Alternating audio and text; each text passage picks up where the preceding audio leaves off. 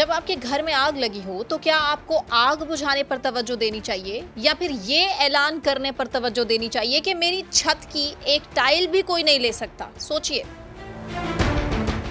Zelensky صاحب کا بیان بہادری کا اعلان کم ہے اور پبلک موٹیویشن کی ڈوز زیادہ لگ رہا ہے۔ کامیڈی کا شو عالمی جنگ میں بدل چکا، یوکرینی صدر کے لطیفوں نے روسی ٹینک بلا لیے۔ ایک کامیڈین کی زبان سے نکلے غیر سنجیدہ الفاظ بندوق کی گولیوں میں بدل چکے اور یوکرین کا سٹیج ٹینکس، میزائلز اور لاشوں سے بھر چکا ہے۔ جنگ کے آغاز سے اب تک یوکرین میں تقریباً 3798 تعلیمی ادارے نشانہ بن چکے، جن میں سے 365 مکمل طور پر تباہ ہو چکے ہیں۔ مزید کتنی تباہی ہوئی ہے یہ جاننے کے لیے یہ ویڈیو دیکھیے۔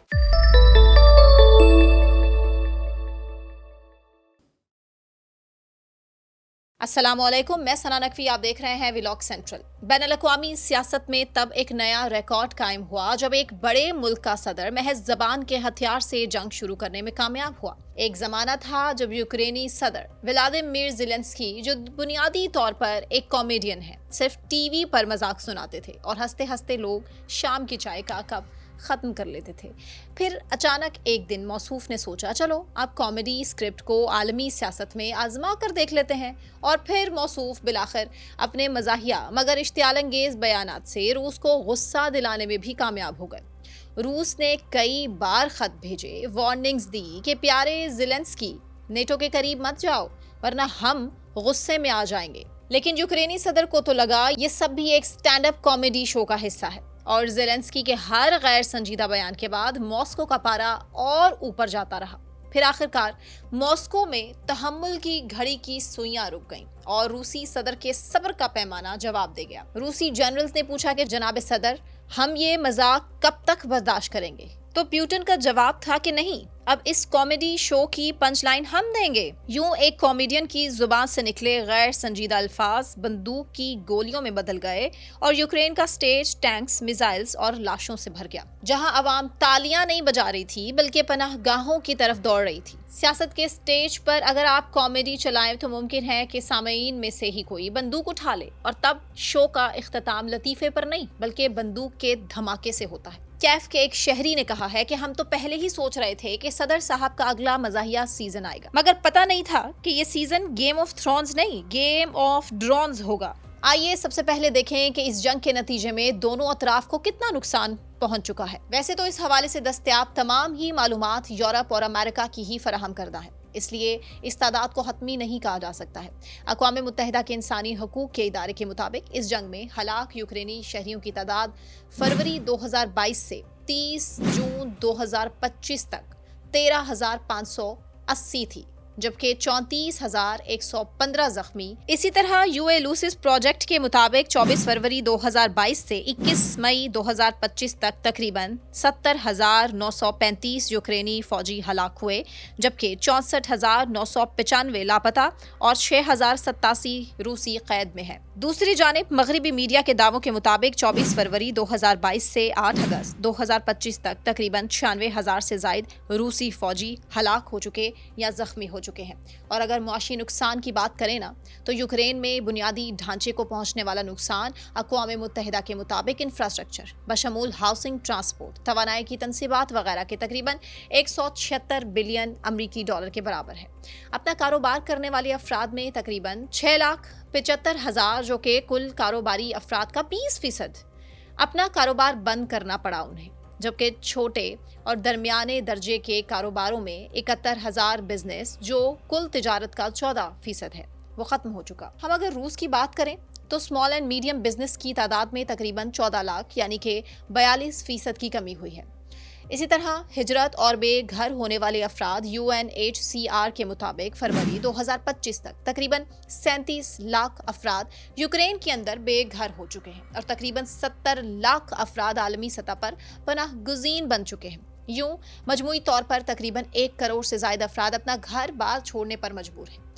3 برس سے جاری روس یوکرین جنگ میں اب یہ دونوں ہی ممالک آمنے سامنے نہیں ہیں بلکہ جہاں یوکرین کی جانب سے لڑنے کے لیے یورپ اور امریکہ سے ہزاروں نوجوان شریک ہیں، وہیں روس کے اتحادی شمالی کوریا نے بھی اپنے فوجی اس جنگ میں بھیجے ہیں۔ اس حوالے سے اپریل 2025 میں شمالی کوریا اور روس نے پہلی مرتبہ باقاعدہ طور پر جنگ میں شمالی کوریا کے فوجیوں کی تعیناتی کا اعلان کیا۔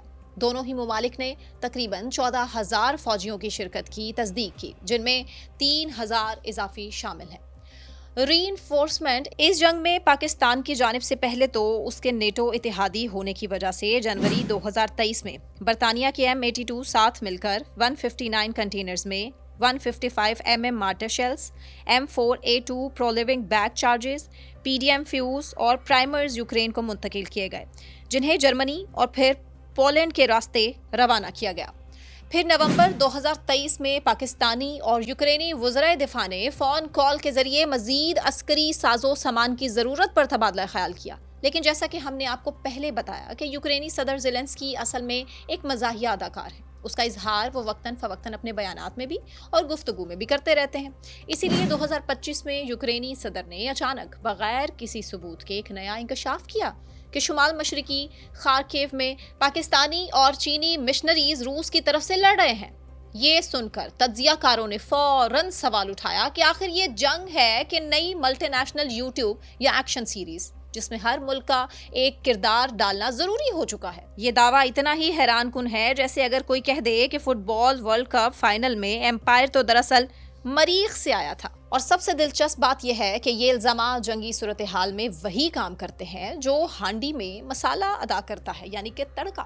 ممکن ہے زیلنسکی کا مقصد اپنے بیان سے یہ دکھانا ہو کہ روس اتنا کمزور ہو چکا کہ اب اسے اپنی ٹیم میں باہر سے کھلاڑی منگوا کر کھلانے پڑ رہے ہیں، جبکہ اس حوالے سے پاکستانی حکومتی ذرائع کا یہ دعویٰ ہے کہ صدر زیلنسکی نے یہ بیان پاکستان اور چین کے مشترکہ حریف بھارت کو خوش کرنے کے لیے دیا، کیونکہ اگر ہم اس جنگ سے پہلے کی بات کریں تو یوکرین میں اس جنگ سے قبل تقریباً 84,000 بین الاقوامی طلباء تعلیم حاصل کر رہے تھے، جو اب کم ہو کر 27,226 رہ چکے، جن میں سب سے بڑی تعداد ہندوستانی طلباء کی تھی، جن کی تعداد میں نمایاں کمی آئی ہے۔ مثلاً اگر ہم ایک تعلیمی ادارے کے بھائی سیمی اسٹیٹ یونیورسٹی طلباء ہی کی بات کر لیں تو 21,000 میں سے صرف 30 بھارتی طلباء واپس آئے ہیں، اور یہی وجہ ہے کہ زیلنسکی اس قسم کے بیانات کے ذریعے بھارتی طلباء کو اپنی جانب راغب کرنے کی کوشش کر رہا ہے۔ اگر ہم اوورآل یوکرینی تعلیمی اداروں کی بات کریں تو جنگ کے آغاز سے اب تک یوکرین میں تقریباً 3,798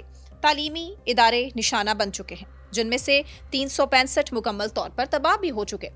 یوکرینی وزارت تعلیم کا ہدف ہے کہ جنگ ختم ہونے کے بعد 1,00,000 سے زائد بین الاقوامی طلباء کو واپس لایا جائے، جن میں 68,000 صرف میڈیکل شعبے میں تعلیم حاصل کر رہے تھے۔ ماسٹر پروگرام یا ڈاکٹریٹ تعلیم کے لیے یوکرین آنے والے طلباء واپس نہ آنے کا واضح اظہار بھی کر چکے ہیں، اور کچھ سرویز کے مطابق تقریباً 90% طلباء یوکرین واپس نہیں آنا چاہتے ہیں۔ دوسری جانب صدر زیلنسکی کے نوری نت والے ڈائیلاگز کی وجہ سے شروع ہونے والی 3 برس کی اصلاح حاصل جنگ کے بعد اب ایک بار پھر امریکی صدر ٹرمپ اور روسی صدر پیوٹن کی الاسکا میں متوقع ملاقات کا مقصد یوکرین جنگ پر عبوری یا مستقل امن معاہدے پر بات چیت کرنا ہے۔ رپورٹس کے مطابق پرامن راستہ تلاش کرنے کے عوض روس کچھ عارضی علاقائی تبادلوں کی تجویز بھی کر سکتا ہے۔ ٹرمپ نے پہلے ہی بیان کیا تھا کہ امن معاہدے کا ایک ممکنہ جزوی خاکہ علاقہ جات کے تبادلے پر مشتمل ہو سکتا ہے، جو کہ یوکرین سمیت بہت سے حلقوں میں تشویش کا باعث ہے۔ دنیا میں بیانات کی بھی کئی قسمیں ہوتی ہیں، کچھ صرف اخبار کے لیے، کچھ ٹی وی کی ہیڈ لائنز کے لیے، اور کچھ ایسے ہوتے ہیں جو سننے والے کو بھی کنفیوز کر دیتے ہیں۔ یہ سنجیدہ ہے یا صرف مائک چیک کرنے کے لیے بولا گیا جملہ ہے؟ یوکرین کے صدر زیلنسکی کا تازہ اعلان بھی اس تیسری قسم میں آتا ہے۔ زیلنسکی نے اس بار کہا کہ یوکرینی اپنے ملک کا 1 انچ بھی قابض کو نہیں دیں گے، اور یوکرین کے بغیر کوئی امن معاہدہ لانے میں کامیاب ہو ہی نہیں سکتا ہے، یعنی مذاکرات میں خود یوکرین کی براہ راست شمولیت لازمی ہے۔ اسی طرح یورپی اتحادی اگر کسی ایک طرفہ سمجھوتے جو یوکرین کی شمولیت کے بغیر ہو اس کے خلاف سخت موقف اختیار کریں تو سمٹ محض ایک رسمی بیان پر ختم ہو سکتی ہے اور کوئی ٹھوس معاہدہ سامنے نہیں آئے گا، جبکہ اگر ٹرمپ یا پیوٹن اپنے موقف سے پیچھے نہ ہٹے تو بھی مذاکرات ناکام ہو سکتے ہیں، جس کے نتیجے میں امریکہ کی جانب سے سخت رویے کا ماحول پیدا ہو سکتا ہے۔ रूस जंगबंदी मुआहिदों में डांबास के इलाकों से यूक्रेनी फौजियों की वापसी, नेटो रुकनीत से इनकार और मगरिब के साथ रूसी मफादात को महफूज रखने की तलाश में है। वैसे ट्रंप प्यूटन मुलाकात से ज़रा पहले जेलेंस्की का ये जुमला ऐसा ही है जैसे किसी बॉक्सिंग मैच के बीच में रिंग के बाहर खड़ा शख्स माइक पकड़कर बोले कि सुन लो, मैं भी हार मानने वाला नहीं हूँ। हालांकि इस वक्त रिंग में ना वो मौजूद है और ना ही उसने बॉक्सिंग ग्लव्स पहने हुए हैं और ना ही सामने खड़े हरीफ के पास रहम का कोई ऑप्शन मौजूद है। प्यूटन जो शतरंज और जंग दोनों में एंड गेम के माहिर समझे जाते हैं, गालिबन ये जुमला सुनकर मुस्कुराए होंगे कि 1 इंच जमीन ठीक है तो फिर बाकी किलोमीटर हम रख लेते हैं। ज़ेलेंस्की साहब का ये बयान बहादुरी का ऐलान कम और पब्लिक मोटिवेशन की डोज ज्यादा लगती है, वही डोज जो मैदान जंग में फौजी नहीं बल्कि सोशल मीडिया के फॉलोअर्स बढ़ाने के काम आती है। आखिर में एक सवाल बाकी रह जाता है कि जब आपके घर में आग लगी हो तो क्या आप आग बुझाने पर तवज्जो देंगे या फिर ये ऐलान करने पर तवज्जो देंगे कि मेरी छत की एक टाइल भी कोई नहीं ले सकता है? सोचिए और कमेंट सेक्शन में अपनी राय का जरूर इजहार करें। अपना ख्याल रखिए। अल्लाह हाफिज़।